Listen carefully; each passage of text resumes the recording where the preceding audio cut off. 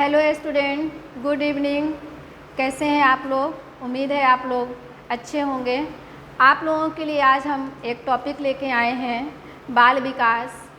उसके पहले आप लोगों के एक कोटेशन से शुरू करना चाहते हैं हम कि बिना कुछ किए ही जय जयकार नहीं होती और कोशिश करने वालों की कभी हार नहीं होती। तो आइए इसी आपकी कोशिश को कामयाब बनाने के लिए अपना जो आज का टॉपिक है बाल विकास, उससे शुरुआत करते हैं।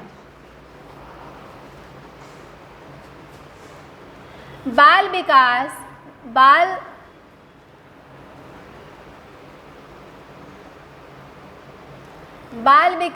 बाल मनोविज्ञान का अर्थ बालकों का अध्ययन जब मनोविज्ञान के अंतर्गत किया जाता है तो वह बाल विकास मनोविज्ञान कहलाता है। बाल मनोविज्ञान दो शब्दों से मिलकर बना है, बाल मनोविज्ञान, बाल प्लस मनोविज्ञान। तो बाल प्लस मनोविज्ञान क्यों कहा जा रहा है, तो आइए इसके बारे में समझते हैं। पहले बाल का अर्थ होता है बालक। मनोविज्ञान का अर्थ होता है मन का विज्ञान या व्यवहार। इसमें हम बालक के मन का और व्यवहार का अध्ययन करते हैं। बालक की मनःस्थिति क्या है, बालक के कार्य क्या है, बालक का उद्देश्य क्या है, इस पे अध्ययन हम करते हैं। उसको हम बाल विकास के अध्ययन के तहत लेते हैं। आइए हम आगे बढ़ते हैं।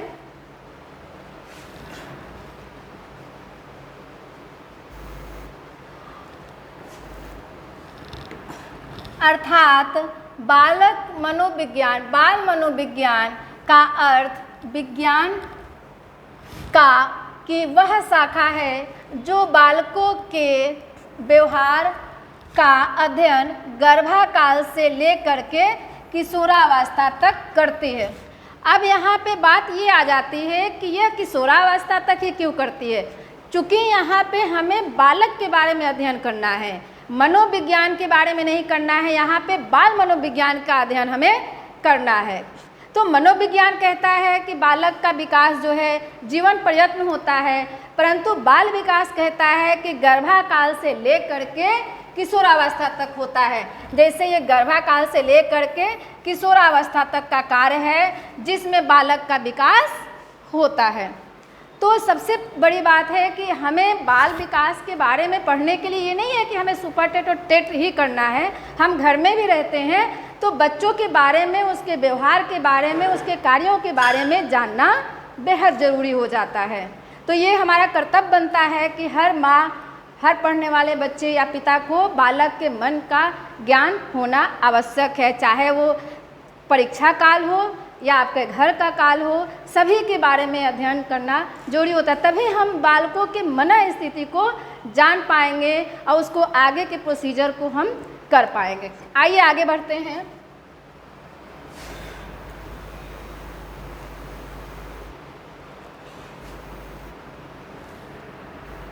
इसी तरह से क्रो एंड क्रो, हमारे मनोविज्ञान या बाल मनोविज्ञान में क्रो एंड क्रो का सबसे ज़्यादा महत्वपूर्ण योगदान रहा है। इन्होंने हमेशा सभी विषयों पे अध्ययन किया है और हमेशा पेपर में पूछा भी जाता है। तो बाल मनोविज्ञान वह वैज्ञानिक अध्ययन है जो व्यक्ति के विकास का अध्ययन गर्भकाल के प्रारंभिक अवस्था से किशोरावस्था तक करता है। गर्भाकाल से लेकर के प्रारंभ होता है, कहाँ से होता है, 0 से लेकर के प्रारंभिक अवस्था यानी किशोरावस्था। ध्यान रखिए इस बात का, किशोरावस्था तक।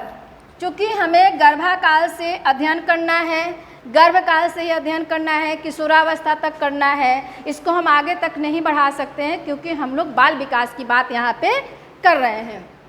तो ये गर्भाकाल से प्रारंभिक अवस्था से लेकर के किशोरावस्था तक का अध्ययन करता है।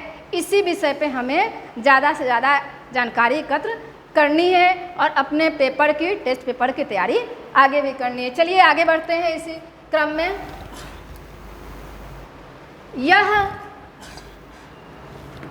यह बाल केंद्रित शिक्षा पर बल देता है। ऐसा क्यों हम कह रहे हैं कि बाल केंद्रित पे शिक्षा पे जोर देता है? क्योंकि हम बाल विकास की तो बात कर रहे हैं, हम बड़े लेवल पे लेकर नहीं चल रहे, हम छोटे लेवल्स की बात कर रहे हैं, क्योंकि हमें तो बालकों के मन पे, बालकों के व्यवहार पे अध्ययन करना है। इसलिए हम यह बाल केंद्रित शिक्षा पे बल देता है। बाल मनोविज्ञान में बालक की स्मृति यानी कि उसकी याददाश्त, स्मृति का मतलब आप लोग समझ रहे होंगे, कल्पना, क्या वो कल्पना करता है, उसके मन मस्तिष्क में किस तरह की कल्पना आती है। जैसे कभी कभी सोते हुए बालक को देखा होगा आप लोगों ने, बालक हंसता है, तो क्यों हंसता है? उसके मन में कुछ अच्छे विचार आते हैं, वो कल्पना करता है तो उसकी मुस्कुराहट छूटती है। तो लोग कहते हैं कि सपने में भगवान आए हैं या सपने में कुछ आया है। ऐसा नहीं है, ऐसा तब होता है जब बच्चा को सोचता है कि आज हमें ये खिलौना मिलेगा, उसको हम बोलते हैं कल्पनाशील होना।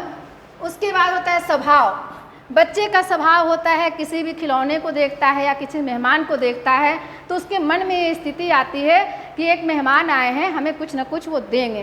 तो ये होता है यहाँ पे स्वभाव। और धारणा शक्ति, बातों को रिकॉल करना, धारण करना, धारणा शक्ति हो गया। अभिप्रेरणा आदि का अध्ययन किया जाता है। तो ये हमारे बाल विकास के अंतर्गत बालक के व्यवहार का जब भी अध्ययन हम करते हैं तो सारी चीज़ों को सिस्टेमेटिक तरीके से ले करके हम चलते हैं। चलिए इसी क्रम में आगे बढ़ते हैं। बाल मनोविज्ञान के जनक सबसे ज़्यादा इम्पॉर्टेंट हैं पेस्टोलॉजी। आप लोगों को पता भी होगा और याद भी किए होंगे, नहीं याद होगा कोई बात नहीं, हम बार बार याद कराएंगे। बाल मनोविज्ञान के जनक पेस्टोलॉजी, बाल मनोविज्ञान के जनक पेस्टोलॉजी। आधुनिक मनोविज्ञान के जनक विलियम जेम्स। प्रयोगात्मक मनोविज्ञान के जनक विलियम वुंड्स। इसी क्रम में चलिए आगे बढ़ते हैं। महत्वपूर्ण नोट्स है, ये बहुत ही महत्वपूर्ण है, इसको हमेशा ध्यान रखिएगा कि कोई भी बच्चा जन्म लेता है तो हम उसको ये नहीं कह सकते हैं वो डॉक्टर बनेगा, इंजीनियर बनेगा या कुछ भी बनेगा। किसी भी एक शिक्षक को या किसी भी इंसान को वाटसन ने कहा है कि तुम मुझे एक शिशु दे दो, मैं उसे डॉक्टर, इंजीनियर, चोर, वकील कुछ भी बना सकता हूँ। इसका तात्पर्य आप समझते हैं? एक बालक हमें दीजिए, वो कुछ न कुछ तो बनेगा ही बनेगा, ऐसा नहीं है कि वो कुछ नहीं बनेगा। यदि उसको वकील बनना होगा तो वो वकील बनेगा, उसको डॉक्टर बनना होगा तो डॉक्टर बनेगा। ऐसा नहीं है, हर बालक में कोई ना कोई क्षमता होती है, कोई ना कोई दृढ़ शक्ति होती है, बस उसके रुचि के अनुसार हमें कार्यों को संपादित करना होता है, उसके रुचि के अनुसार कार्यों को किया जाना चाहिए। यदि कोई बालक मान लीजिए कि डॉक्टर बनना चाहता है तो क्या हम उसको वकील की श्रेणी में भेज सकते हैं? ऐसा हम नहीं कर सकते हैं, क्योंकि उसका मन ही नहीं लगेगा। जब मन ही नहीं लगेगा तो वो कैसे कार्य कर सकता है? तो इसी बात पे कहा जाता है कि यदि किसी को डॉक्टर बनना है तो उसको डॉक्टर ही बनने दीजिए, उसको मास्टर या इंजीनियर मत बनाइए। और जिसका मन कहीं भी नहीं लगेगा, मान लीजिए लोग कहते हैं चोर बन गया, तो बन गया ना, कुछ तो बना, उसका मन नहीं लगा, लेकिन ये कोई अच्छी बात नहीं होती है। लेकिन यहाँ पे हम शिशु के बारे में जानकारी एकत्र कर रहे हैं, तो वाटसन जी ने कहा था कि तुम एक हमें बालक दे दो, उसको कुछ न कुछ तो हम बना ही देंगे या कुछ न कुछ तो बन ही जाएगा। ये उसकी रुचि के अनुसार कार्य किया जाता है। आइए आगे बढ़ते हैं इसी क्रम में। स्किनर के अनुसार मनोविज्ञान बाल व्यवहार एवं अनुभव का विज्ञान है। इन्होंने ऐसा क्यों कहा? ऐसा इसलिए कहा कि मनोविज्ञान बाल यानी कि बालक के व्यवहार का विज्ञान है। बालक की जो रुचि, अभिरुचि या जो व्यवहार करता है उसका ये विज्ञान है, एवं अनुभव का विज्ञान है, उस पर अनुभव भी किया जाता है। बच्चे का व्यवहार जो कार्य करता है, उसका जो हम अनुभव करते हैं, उसका ये विज्ञान है। आइए इसी क्रम में आगे बढ़ते हैं। बाल विकास का क्षेत्र, बाल विकास का क्षेत्र बहुत ही बृहद है, जिसको हम छोटे से छोटे क्रम में पढ़ाने का प्रयास कर रहे हैं ताकि आप लोगों को याद होता चला जाए, ताकि जब भी आपका टेस्ट पेपर हो या पेपर हो तो उसमें ज़्यादा आप लोगों को माइंड डाइवर्ट करने की ज़रूरत न पड़े। हमारा कार्य है आपको पढ़ाना, आपका कार्य है पढ़ना। फिर भी हमारी कोशिश रहेगी कि हम किसी न किसी तरह से टेट और सुपर टेट निकाल ही लें, चाहे इसके लिए हमें जितनी भी मेहनत करनी पड़े वो कम है। मैं कराऊंगी, आपको करना है, क्योंकि हम लोगों को डंका तो बजाना ही बजाना है, नौकरी तो लेनी ही लेनी है। आइए पढ़ते हैं बाल विकास का क्षेत्र। विशिष्ट बालकों का अध्ययन, वातावरण। विशिष्ट बालकों का अध्ययन से मतलब समझिए, विशिष्ट दो तरह के होते हैं, एक ऊपर एक नीचे। जो सुपीरियर होते हैं, सुपर होते हैं, उनको हम विशिष्ट की श्रेणी में रखते हैं, और जो एकदम से मंदबुद्धि होते हैं, जिसको एमआर बोलते हैं, मेंटल रिटायर्ड, उनको श्रेणी में भी हम रखते हैं। उन दोनों को ही हम विशिष्ट बालकों में रखते हैं, बस श्रेणी अलग होती है, उच्च और निम्न। एक ऊपर का होता है, एक नीचे का होता है। अब होता है वातावरण व बालक। किसी भी बालक को जब भी वातावरण मिलता है तो उसको किस तरह का वातावरण मिला, उसको अच्छा वातावरण मिला या खराब वातावरण मिला, ये डिपेंड करता है आपके फैमिली पे, आपके बैकग्राउंड पे, आसपास के माहौल पे। उसके बाद आता है समायोजन। समायोजन की भावना होनी चाहिए परिवार में बालक के। उसके बाद आता है व्यवहार और अंतःक्रियाएँ। बालक किस तरह का व्यवहार करता है, किस तरह की अंतःक्रियाएँ करता है, इस पर भी विशेष बल दिया जाता है। इसके अंतर्गत वातावरण और बालक, यदि वातावरण बालक को अच्छा मिलता है, चाहे वो परिवार से हो, चाहे बालक को जब वातावरण अच्छा मिलेगा, स्कूल का वातावरण, मान लीजिए स्कूल का वातावरण हो गया, घर का वातावरण, यदि उसको हमेशा अच्छा ही मिलेगा तो यह माना जाता है कि बालक लगभग 80% तक आगे अच्छा कर सकता है, ऐसा माना जाता है। लेकिन परंतु उसको परिवार का और बाहर का वातावरण अच्छा नहीं मिला तो यह मुमकिन नहीं है, मुश्किल हो जाता है थोड़ा सा। नामुमकिन तो देखिए जीवन में कुछ भी नहीं है, लेकिन थोड़ा सा मुश्किल का सामना करना पड़ता है। व्यक्तिगत भिन्नता, व्यक्ति की तरह तरह की भिन्नताएं होती हैं, कोई भी इंसान एक तरह नहीं होता है, सभी में क्वालिटीज़ अलग अलग होती हैं। उसके अंतर्गत हम बालकों का अध्ययन करते हैं कि किस तरह का बालक कैसा है। कई बार आपने देखा होगा हॉस्पिटल में कई तरह के बालक एक तरह से एक ही बेड पे, चाहे अलग अलग बेड पे सुलाए जाते हैं, तो हर बालक का कोई कम चंचल होता है, कोई ज़्यादा होता है, तो व्यक्तिगत भिन्नता के अंतर्गत ये आ जाती है।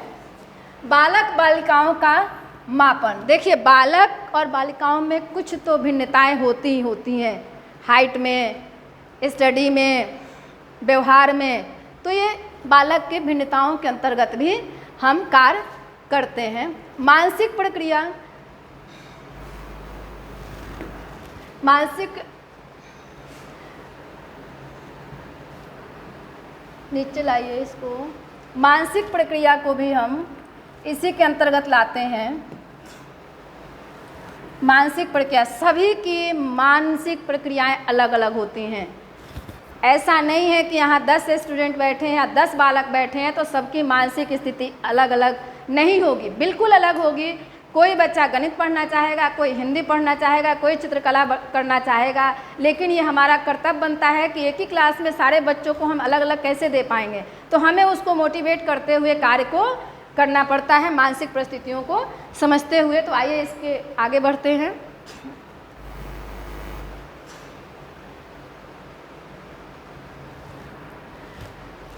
बाल विकास की आवश्यकता। अब हम ये जानना चाहते हैं बाल विकास की आवश्यकता क्यों पड़ी। क्योंकि आवश्यकता इसलिए पड़ी कि हम पढ़ाने जा रहे हैं, तो जब तक हम बालक के मन की बात, उनके व्यवहार की बात को जान नहीं पाएंगे, तब तक हम अध्ययन कैसे कर पाएंगे या हम उनको कैसे पढ़ा पाएंगे। तो यहाँ पे आया नीड्स ऑफ चाइल्ड डेवलपमेंट। इसके अंतर्गत आता है बाल विकास अनुसंधान एक क्षेत्र माना जाता है। बालक के जीवन को सुखी और समृद्धशाली बनाने में बाल मनोविज्ञान का योगदान प्रशंसनीय है। देखिए, कई बार ऐसा होता है जब हम ग्रामीण परिवेश में जाते हैं तो वहाँ के बालकों की परवरिश और हमारे शहरी क्षेत्र के बालकों की परवरिश में बहुत अंतर पाया जाता है। परंतु हम ये नहीं कह सकते हैं कि शहर का बच्चा अच्छा होगा, गांव का बच्चा खराब होगा। ये परिवेश के ऊपर डिपेंड करता है कि हमें परिवेश किस तरह का मिला है, बच्चे के वातावरण कैसा मिला है। कई बार शहर के लोग बोल देते हैं कि गांव के लोग गंदे होते हैं, गांव के लोग खराब होते हैं। नहीं, ऐसा कतई नहीं होता है। उनको ऐसा परिवेश मिला है, इसलिए हम लोगों को परिवेशीय समृद्धशाली बनाने के लिए बाल मनोविज्ञान का योगदान प्रशंसनीय है, ताकि हम सभी क्षेत्र को मिला करके अध्ययन कर सकें और उसको समझ सकें। बाल विकास के लिए शिक्षकों के लिए निम्न आवश्यकता है: निर्देशन और परामर्श में सहायक, निर्देशन और परामर्श में सहायक, मिश्रण अधिगम का वातावरण बनाने में सहायक, क्योंकि जब तक हम वातावरण नहीं बना पाएंगे, समृद्धशाली वातावरण होना चाहिए according to class, according to atmosphere, उसके अनुसार शिक्षकों के लिए यह सहायक माना जाता है। विशिष्ट बालकों के लिए